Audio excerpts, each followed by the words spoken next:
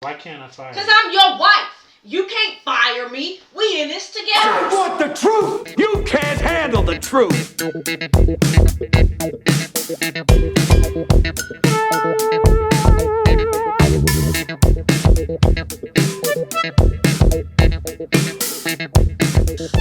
What's up, everybody? You are listening and now tuned in to the Thursday podcast, and I am your host, the H-Double, Hark Henry, and we are recording live from the Elephant Room Studio.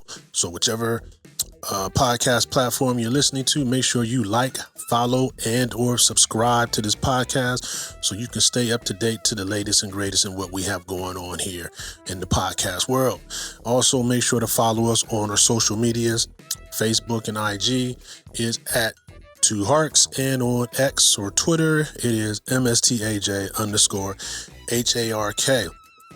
We are continuing in our season 4 of our In Sickness and in Health. This episode here that you're listening to now is leading us into our next segment entitled In Sickness and in Mental Health, and we are diving into a discussion and understanding how mental health plays a part in your relationship and how you can be ready for it and how you can support your spouse.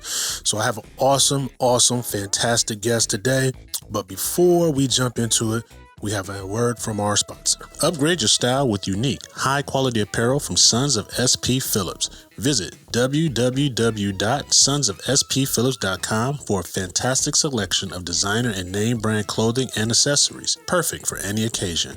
Whether you're dressing up for special events or you want to look sharp every day, Sons of SP Phillips has got you covered. Explore our line of custom apparel and our accessory collections inspired by the people and motivated by the culture. Our timeless fashion and style are designed to keep you looking your best. From custom t-shirts and restyled customized fedora hats to fashion clothing accessories, the quality and craftsmanship are second to none, ensuring you get the best value for your money. So visit www.sonsofspphillips.com today and elevate your wardrobe with our fantastic offerings. Sign up now to get 15% off your first purchase at checkout. Any orders over $45 gets free shipping. Happy shopping and stay stylish with Sons of SP Phillips.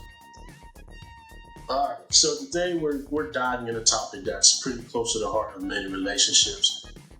For people who are navigating the emotional challenges that come with marriage and everyday life. So we're going to talk about how to support a spouse through trauma, manage external stressors like family, work, sometimes societal expectations.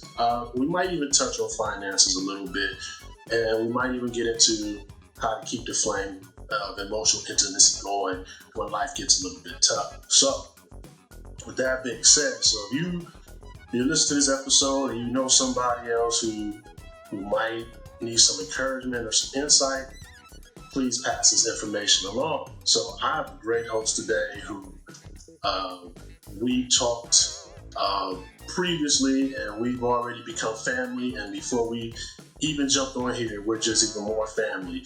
So I'm just going to go ahead and let her introduce herself because she has a great personality, and I'm just very excited to get this episode going. Go ahead. Well, hello, everybody. I am Mikkel White Davis, and I am a licensed professional clinical counselor, licensed in the state of Ohio and the state of Texas. And I love the work that I do. What does it mean to be a clinical counselor? Well, it means that I have the ability to diagnose mental health disorders and those mental health issues or challenges that derail living life on a daily basis or keep people from living successfully as they see fit. So I do direct service, which means I see people face to face, but I'm a telehealth therapist, so I don't see people in office anymore. I do everything over the computer and have done so for the last 4 years of being officially licensed through the state of Ohio. And I have a lot of kids. No, I don't. I'm lying. I got 2 biological children that I gave birth to, and then I have my daughter in love who gave birth to 2 of my grandbabies. And one is only a month old, and the other one just turned 4 yesterday. So I absolutely love children. One of the reasons I got into therapy is because I worked for Head Start in Dayton and I worked for Head Start in Cincinnati. And I recognized that our children, and when I say our, I am speaking specifically of young Black children, we were being really, truly left behind as far as recognizing mental health behaviors and mental health issues and challenges in the home because well, most people that lead in this particular field are white, and they were trying to see our children through their lens of family, and it wasn't working. And so our kiddos were being really left behind. I mean, seriously left behind. And so I wanted to learn more about social emotional learning. And I've always done my career according to where my kids were. So I was an educator from the time that my son went to preschool all the way through until my daughter graduated high school. And at that point, I was like, we need something more. And so that's how I became a therapist. And I absolutely love what I do. And that is it about, I hate doing introductions. So there's that. That's me. So, so you said you do like telehealth now. Mm-hmm. So, if a listener, one of our listeners, by the end of this podcast, they wanted to reach out to you or schedule something with you, how would they do that? Oh, you can visit my website. It's my www.mykosis.com. COSIS stands for Knowledge of Self is Supreme, because I believe that the more we know about ourselves, the better we can actually be successful and we can lead the lives that we want to lead. So www.mykosis.com.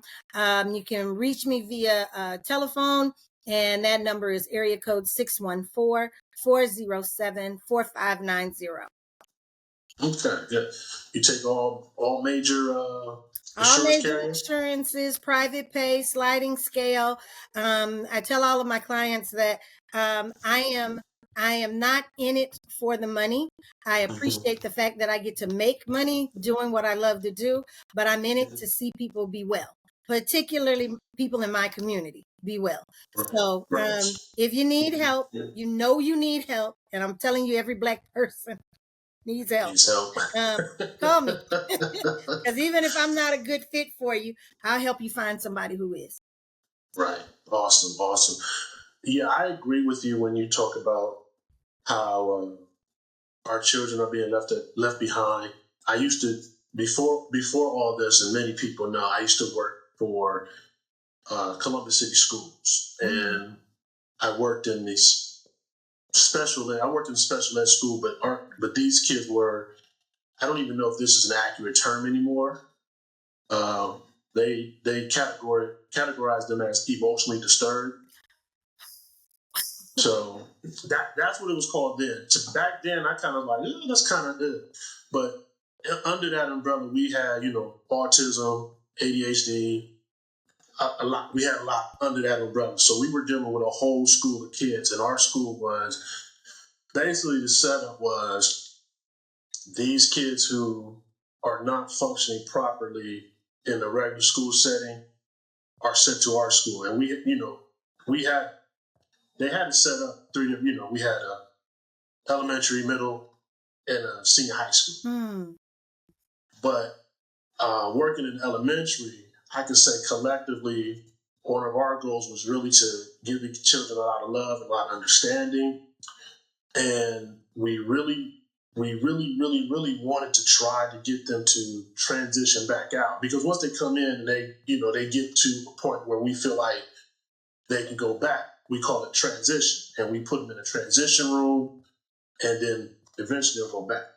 So I could probably say our underlying goal was we wanted to do was get all the kids transition back, because if they don't make it in our school, they get to the next schools, they're probably going to get stuck in the system, and it's going to be harder for them to get out.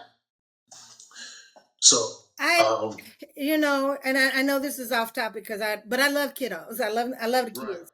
Um, and one, I hate the term emotionally disturbed. They use Yeah. that. Yeah, they still use that, but I hate that. I hate that with a Yeah. passion. It is so incorrect. It's Right. incorrect when you're talking about adults. So we know it's Mm-hmm. incorrect when you're talking about kiddos. And what you're talking about are children who have really traumatic backgrounds, and Yes. they are dealing with trying to navigate trauma pretty much on their own, because if they're coming from Yes. a traumatic background, that means their parents, their grandparents, their caregivers are in trauma. And Yes. again, to every Black person in America needs a therapist. I'm Yeah. gonna keep on that, including our children. Yes. And what they really need is some understanding of the fact that they're coming from trauma. And one Right. of the things that we don't talk about is the fact that in this opioid epidemic, how literally our Black children are being ignored, because those numbers do not include Black faces. Right. But we know that drug abuse and drug addiction is rampant, and we're talking about regular, not regular drugs, that's the wrong term, but we're talking about powdered drugs and alcohol as well. And now that we have legalized marijuana in the majority of the states, and it will become legalized at the federal level at some point, Mm-hmm. we're talking about not having any kind of medical regulation to people using, and it's going to get uglier before it gets better. And so the children that Right. you were talking about are children from families. Um, we don't talk about the fact that to have the largest incarceration Yep. population in the world means that, Yep. and we know that it is disproportionately Black and brown. Our children are seeing their parents go to prison, where our Mm-hmm. children are seeing their parents struggling with drug abuse and alcoholism. Yep. Our children are watching their parents struggle with mental health disorders Right. that don't get diagnosed, and they just have to figure out how to navigate. And then when they get into the school system, they're not seeing a Black person, they're seeing a white female more than likely. And that white female does not have an interest in understanding cultural background. That white female Right. has an interest in teaching this curriculum to make her paycheck to go home. So all the kids need to fit and conform to each of these teachers' expectations, biases. It gets really, really complicated when we start talking about our kids being in these systems. And for the most part, they get ignored. One of the things that I used to love doing, and I still teach my parents, is a modality called conscious discipline. And y'all can see that is by Dr. Becky Bailey. And it is on www.consciousdisciplinespelledout.com. And it is a way of being able to help our children emotionally regulate. And it works for all children. And so, that's what I did when I was a teacher. My biggest thing was to help my kiddos learn how to emotionally regulate, because they didn't have another adult to teach them that. I love that you all have the school and that you gave them love, but if y'all weren't trained in trauma and being trauma informed, y'all were giving them a space, but Mm-hmm. sending them right back into the place that Right. exacerbated the trauma. Um, Right. so yeah, I commend the work that you all have done and do. But yeah, our kids are not emotionally disturbed. There are no emotionally disturbed children. There are just traumatized kids. Um, Right. and I adults are not emotionally disturbed. Adults are emotionally dysregulated. Right. And it's my practice to help adults figure out how to regulate not only their emotions, but how do we regulate from a holistic perspective. So I talk about your nervous system. I talk about your neurology. I talk about your attachment style. I talk about, the trauma that you faced when you were a kid and how that gets projected into your adulthood. We talk about it from a holistic perspective and not just from oh, you've got anxiety, or oh, you've got depression, right? So again, I talk about what I love. I absolutely love doing this, and I know that it works because, well, I use it on my own family. Okay, Right. we all be getting all the help that we need to. Mm-hmm. Yeah. And like I said, this was maybe, I think I'm going on maybe 15, 20 years removed. I don't know. It's been a while. But even when they were using, emotion disturbed, I'm like, that's kind of a suspect term, I've always thought.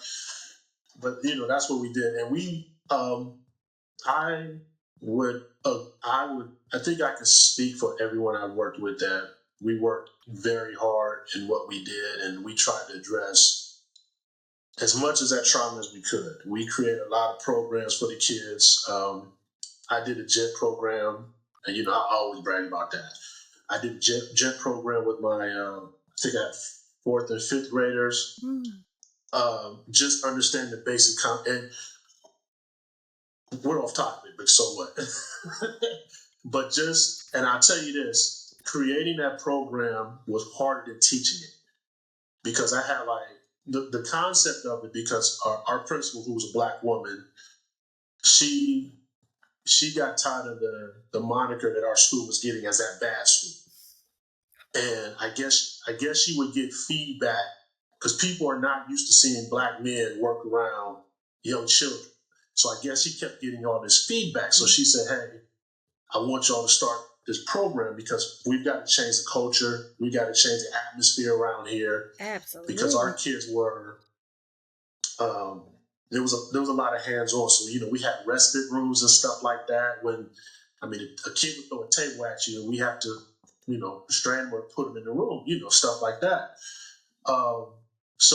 But creating a program was harder than teaching it, because we called it the gents group, but no one, like 4, 5, 6 men, no one could clearly say what a gentleman was. What is that? And that's something I struggled with, because it's more than them just seeing me in a nice shirt and a tie, or just being nice. And so I had to dig into that a little bit to figure out what that was. And so we came up with a whole lot of things. And so the things I focused on, because our kids was on so many cognitive levels that were really low. A couple were here, a lot were here. Fourth and fifth graders on the first grade level. So I had to really come up with stuff they all could interact with. Absolutely. And they all understood being responsible for their own behavior. So I created a thing called Captain. You're the captain of your own ship. Nice. So I have a bunch of little sailor hats, and I managed their progress through the week. Stuff we did. So I managed their progress. I knew everything that was going on. I said, "Oh, you had a problem this week, man." And the whole concept was you're the captain of your own ship. So if you have a boat or you're a cruise liner, and if you don't know how to direct that ship, your ship's going to sink. And we helped them to understand that. So I said, you're the captain of your own ship. If you don't do your homework, you're not going to pass. You're not going to be able to read. You're not going to be a better person unless you do these things that need to be done. If you don't speak appropriately, if you don't stop cussing, if you don't dress appropriately, your ship is going to sink as you get older. And they was like, oh, okay. So, monitoring their progress, we had a little ceremony. I give them a hat. And they said, oh, I'm a captain. They were like, oh, I'm the captain of this ship, And then sometimes they would come to us and say, hey, Mr. Hark, Mr. Harrison, I think my ship is sinking. And they would, we had these things in place for them, and they would really go at it. And then we had a lot of kids who had low motor skills. Ooh. Who could barely write their own names, but they were learning how to tie double knot Windsor ties. Wow! Yeah, so we did a lot of work with them, and I'm proud of. We had a lot of the community, a lot of stuff come in. and support us. I can see some pictures later, but Nice. yeah. So yeah, I understand what you're saying. If you don't address the trauma, because we had kids from Africa who were in refugee camps. And that's a whole Yeah, nother ball game. yeah, Oh, yeah, you're talking about kids who have witnessed war, real yeah, war. Um, uh, yeah. He said he saw a guy die. I went to Uganda quite a few years ago. We ain't gonna date me, but Yeah, I it's went to Uganda quite a few years ago as a missionary, and the stories that I heard from these young people who witnessed not they witnessed the most horrific stuff. They were made yeah, orphans and refugees in the same moment, and it that kind of and you're talking about a whole nother culture, you're talking about a whole nother part of the world and a whole nother understanding, worldview. Whew, that's yeah, Columbus has it hard. I'm not gonna lie. The Columbus City Schools has it hard. We have the largest Somalian population yeah, outside of Somalia. yeah, Columbus has the largest Somalian population in the America, and we have a lot of what they consider to be alternative lifestyle people, folks from all over the world. The LGBTQIA community, and we got parent. I mean, you're talking about adults who are having children, and these babies are growing up in households that are truly, truly, truly damaged. I mean, yeah, emotionally, physically, financially, spiritually. You've got parents who are trying to seek out. And that doesn't even, I'm not even talking about my babies that are having babies. I'm just talking about the adults 25 and over who have children and are still trying to work this thing out. Columbus has it hard because it is one of the most diverse populations. It is the most diverse population in Ohio, right. but we it's also the most segregated, and we can. Mhm. Whew. And so you're talking about dealing with little people who are coming to you from spaces that did not accept them. Um, that not just their own home life, but also school. School was supposed to be a safe space. It was supposed to be a place where they could make friends and where they could learn. And instead, they get faced with teachers the total opposite of what you and Mr. Harrison were. Um, Right. they get teachers who don't like them moving, making noise. Um, Yeah, they don't yeah. like them having an opinion or, wanting to talk and question. Um, and so they have people that don't understand that they need to fidget in order to learn.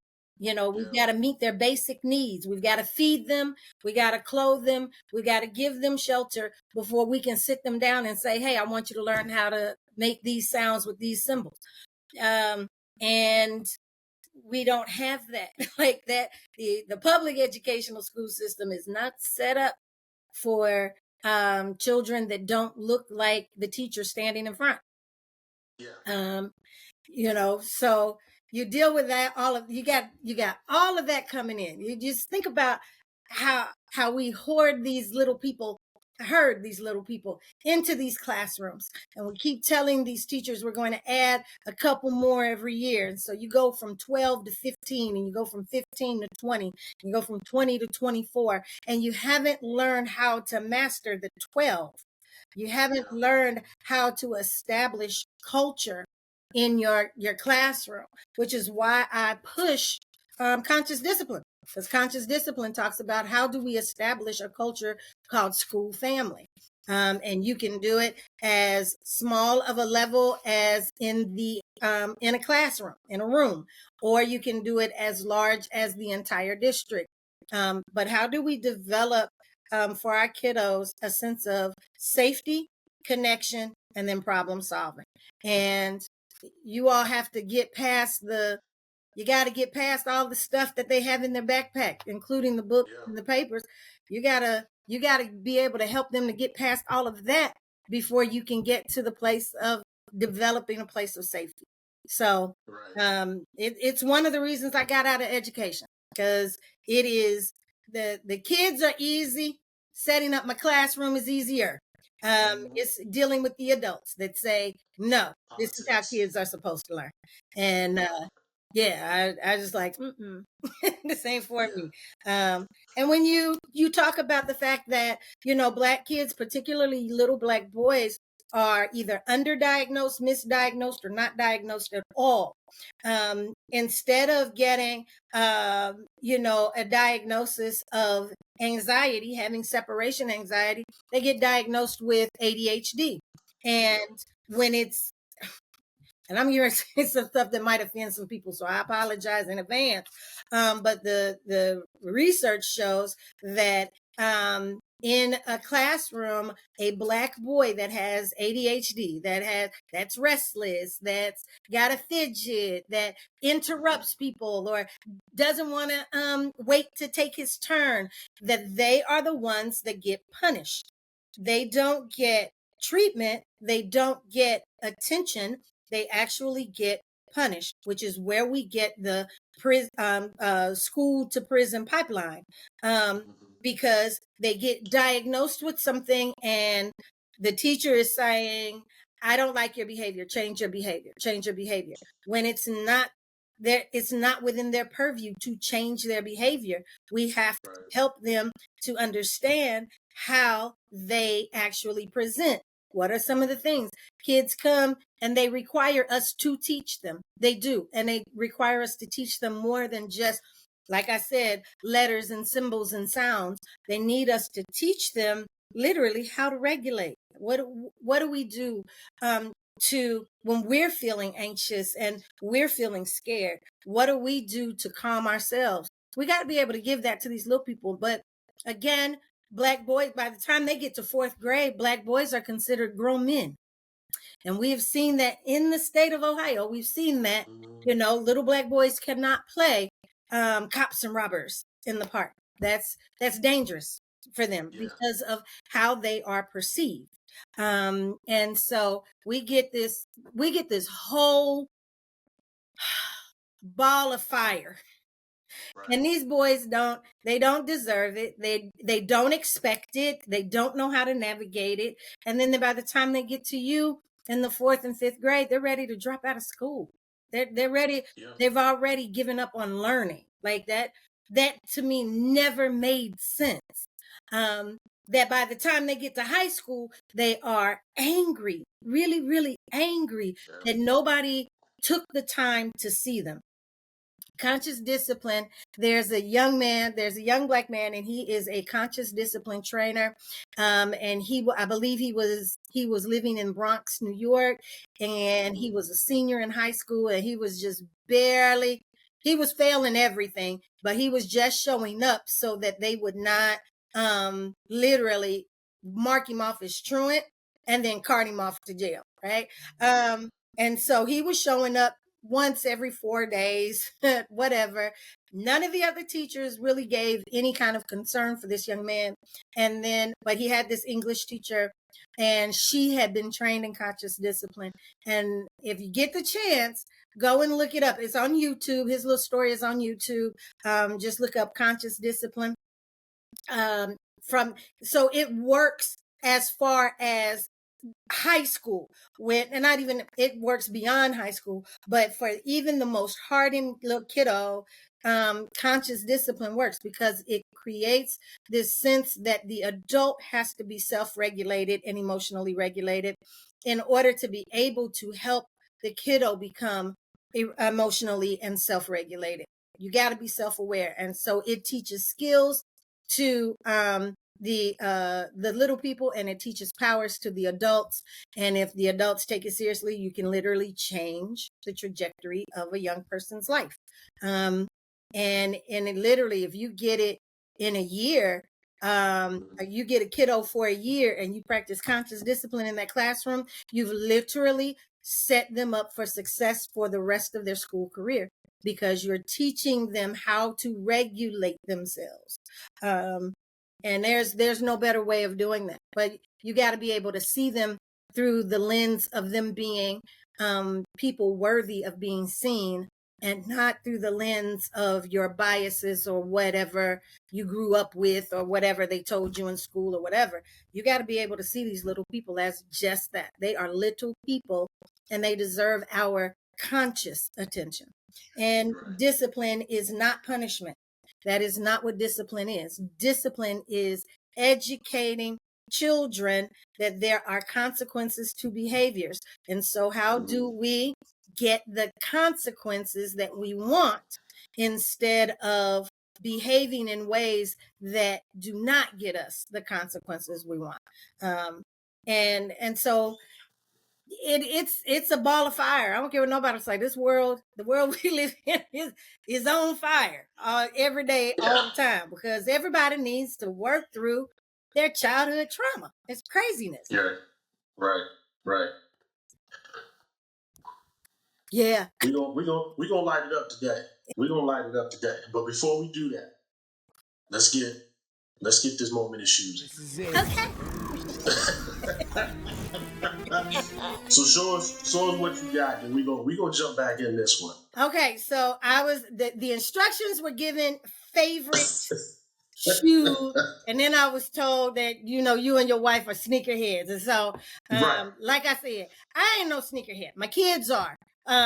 They love Nike and whatnot. I'm not. I'm a stiletto girl. So today I have my favorite stilettos are the stilettos that I'm wearing on that day. So Okay. today this is my favorite pair because this is what I'm wearing. This is what's on the other foot. Okay. And I'm wearing a lot of black and white today. So yeah, and I have a collection of stilettos. I do not have a collection of sneakers.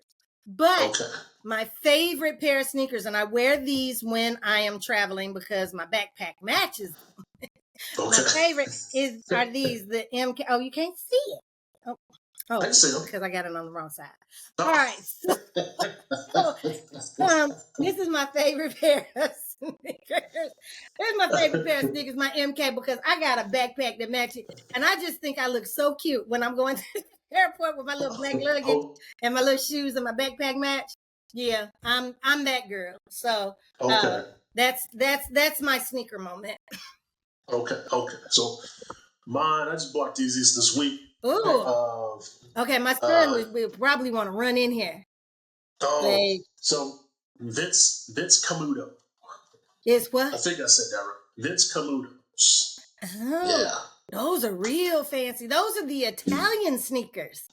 Yeah. I got a good deal on them. Because usually we buy a lot of Jordan 1s and other stuff, but I wanted something that I could, go to church and I can still feel casual on what I'm wearing a little bit. Yeah. And, okay, wait a minute. Who got you up on the Camutos though? Like, that's a big, that's a drastic change from Nike. Hey. We gotta talk, Doc. There's lots you don't know about me.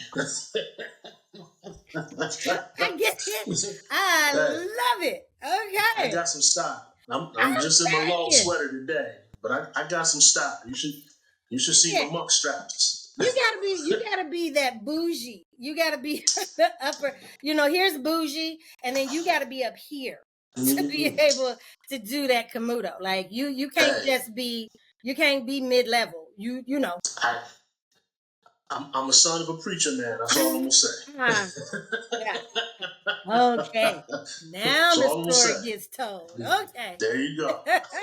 All right. You a PK. Lord have mercy, God. Yeah. So I got some things in my closet over there. I love it. I love it. Those are extremely nice, though, my friend. Very nice. Well, thank you. Yeah. So, do you order yours online, or do you go into the stores? Or are you hybrid?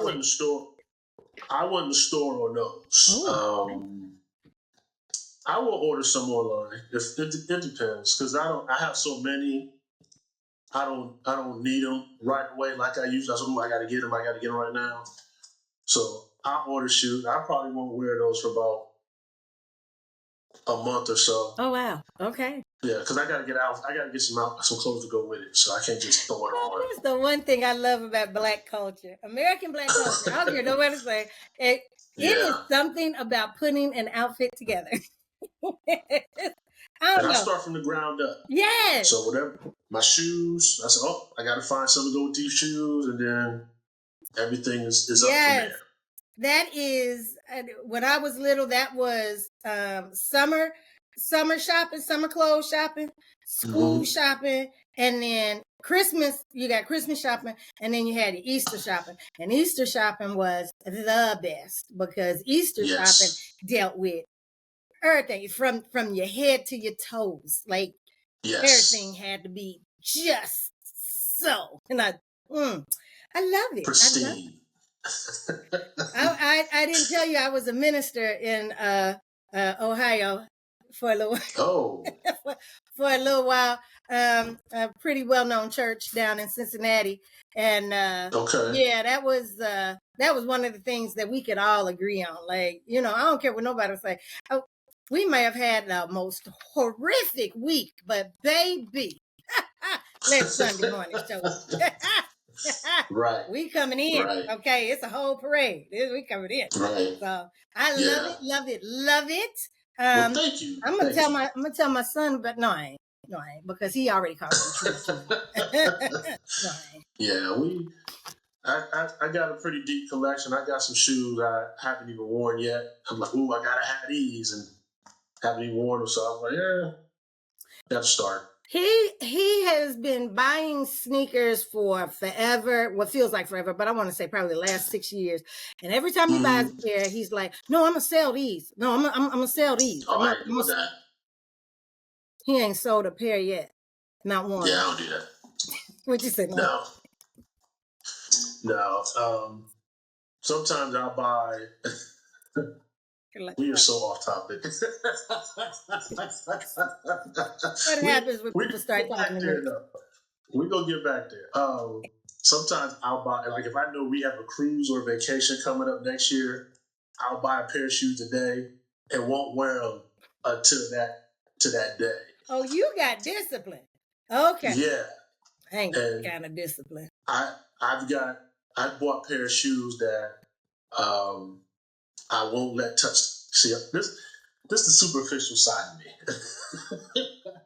I buy shoes that I don't want to touch the concrete. So if we're on the boat, I only wear them on the boat. That's it. I would swear your mama was mine. There's some stuff Brenda do. Yeah. So no, these are just for the pool. Mommy, you do not buy $75. Of course you do. It's the quality. It's the quality. Like, lady, you at a pool. Yeah. No concrete, just boat. And what? Just the way that. Okay. Just for the boat. Just for the boat. Yeah, that's some stuff my mama would do. That's Brenda right there. She's like, oh no. You don't wear that dress, and it's just for dinner on Thursday. Right.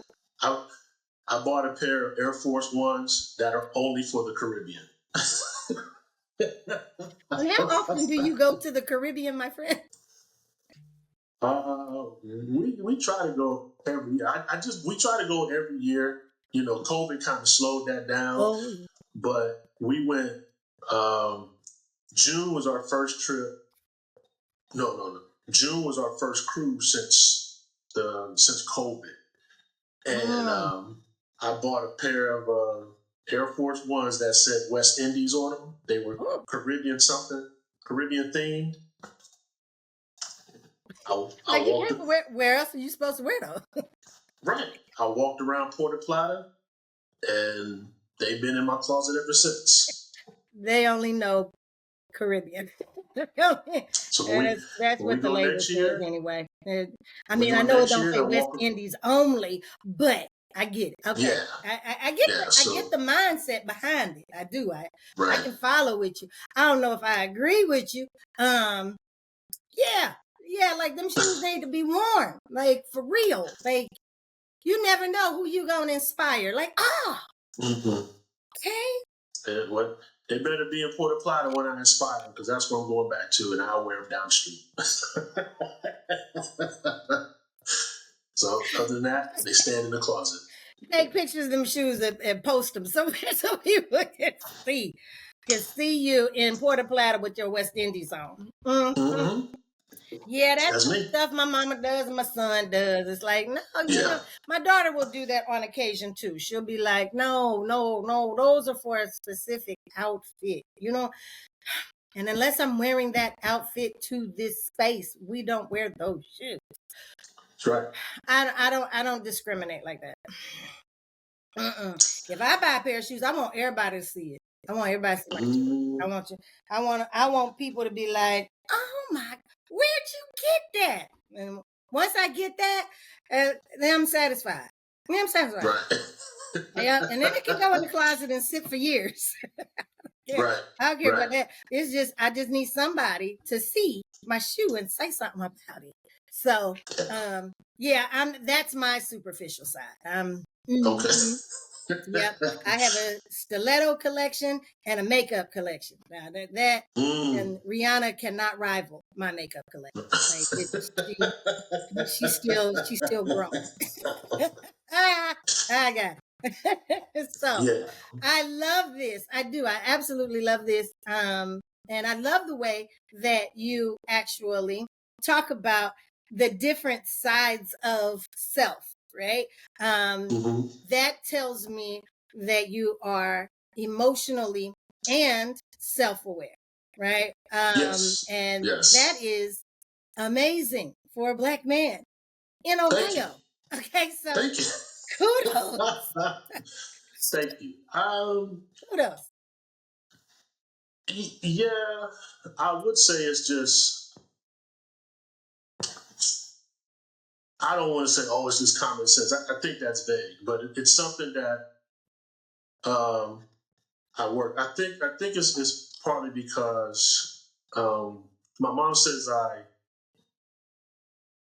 how does she put it? I don't know the word, but I'm a really laid back person, and I analyze situations before I react. So if I'm in a room, I'm going to push myself away and I'm going to watch everybody. And I'm just paying attention how people act. And just over time, I know I don't want to act like that person. I don't want to be like that person. So I'm careful what I do, what I say, who I am. I try to always control my emotions and things. I mean, it doesn't help all the time. But like you said, I'm aware. I'm aware of myself, my faults, and my shortcomings. And I think being married has really helped me with that. Absolutely. Because being single is all about me. I'm stubborn. I've been taught to be stubborn. I'm egocentric. But I think once I got married, I found somebody who I want to occupy this space with me. I became a lot selfless, I would say. And and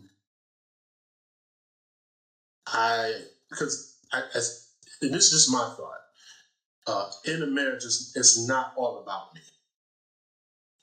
It's me and my wife, and I take my wedding vows, and this is why we're doing this thing, it's sickness and health, because in the wedding vow it says the two become one. So my wife is a really an emotional person, and she has some things in her past, and if I'm off kilter, I can't help her when she's off kilter. You know what I'm saying? Absolutely. So it is something that I do work on, and it's something that I don't hear enough of on the internet. Oh my which God. also gets me upset, because it's like every conversation I hear is like, and I was thinking about this the other day. I don't need to wake up in the morning and beat my chest and say I'm the man of the house, or I make all the money, or man got to do this. That's not me. We have a situation what's understood doesn't need to be said.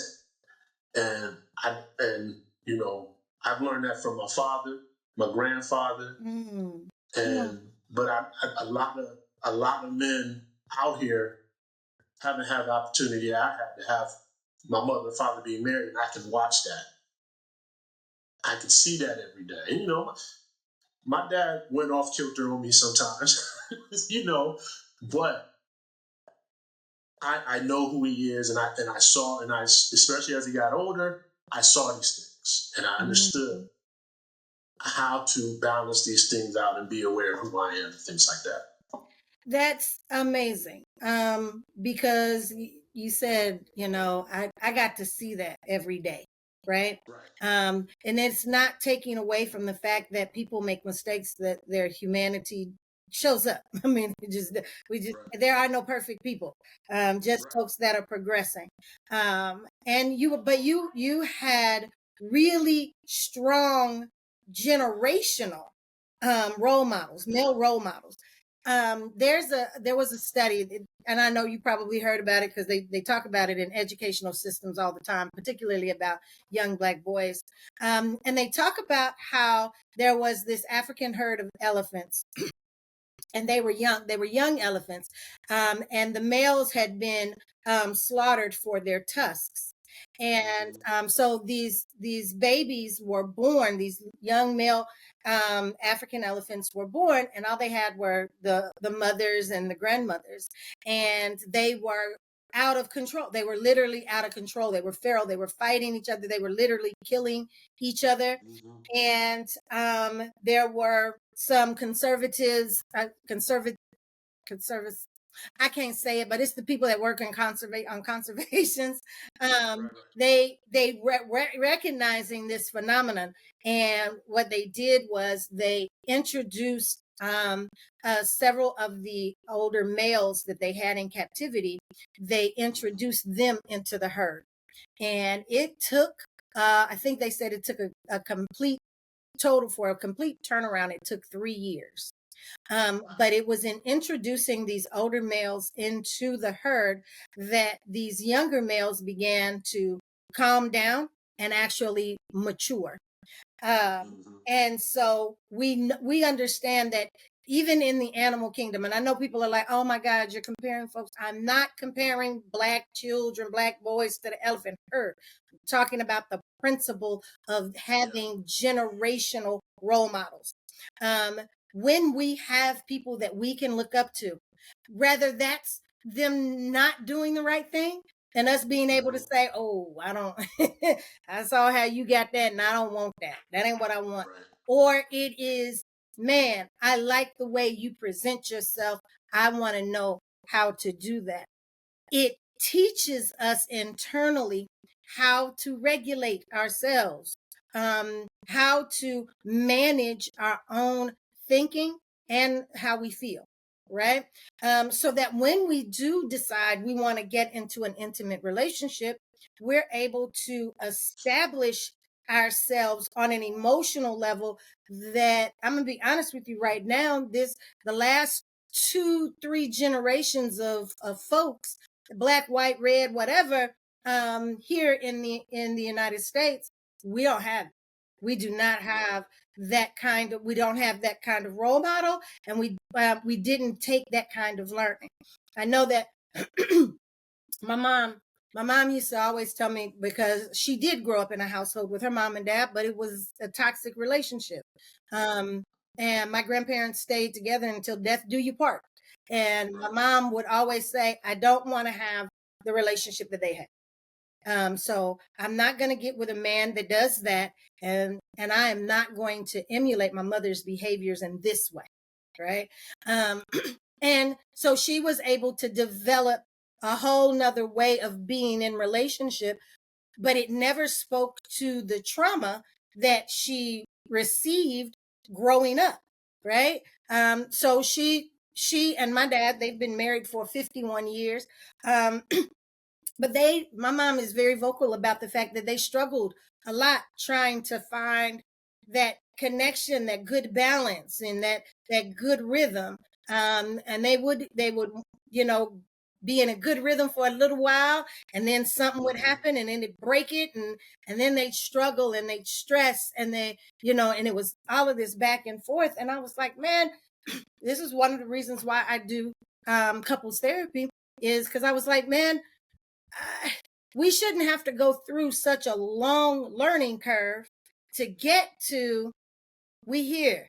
We here now, right? There's got to be some things. So the way that I learned was, I always said, I tell my mom all the time, I love you, but I don't want to raise my kids the way you raised your children. I don't want to do that. Okay. So when I had my son, and I found myself actually emulating the behaviors that my mother had that I did not want to, I was like, where can I learn to do something different? I couldn't find it in the church. I certainly didn't find it in any support groups. There are very few support groups of Black people. And so I was like, let me go back to school and learn what these teachers know. That's how I got into education. I wanted to know what they knew so that I could bring it home to my children. And it's the same thing with relationships. I said I didn't want to do the whole back and forth for 50 years. I wanted to be able to enjoy company. I wanted to be able to handle conflict. And so I started taking courses about conflict resolution in relationships. And I call myself a lifelong learner, because when I say we, again, I'm talking about the African American community, we don't get these lessons, right? We do have to watch and learn. We don't get here. Let me show you what to do. And then I want you to apply these principles, and I want you to come back to me and let me know where you did it well and where you didn't do it well. And let's talk about tweaking that thing until you get to the place of confidence and competence. We don't have that in our community. Even today, I think it's just our generation that is beginning in those phases of learning. And recognizing that that's the kind of learning that's necessary, not just modeling good behavior, but also being able to break down what that is, why that is, and how we get to it. We're just now at that first phase of learning, whereas many cultures already have that down pat, right? They know where they come from. They know that their great 7 times back grandpappy was this kind of person, and they traveled, blah blah. They know that. African Americans don't, and that's what makes our culture so very deficient in many ways, but also so very rich in others, because we are developing that sense, that generational sense. So the fact that you actually had that to look at as you grew up, that is amazing. Thank you. And I commend your family for being that way. Well, thank you. Thank you.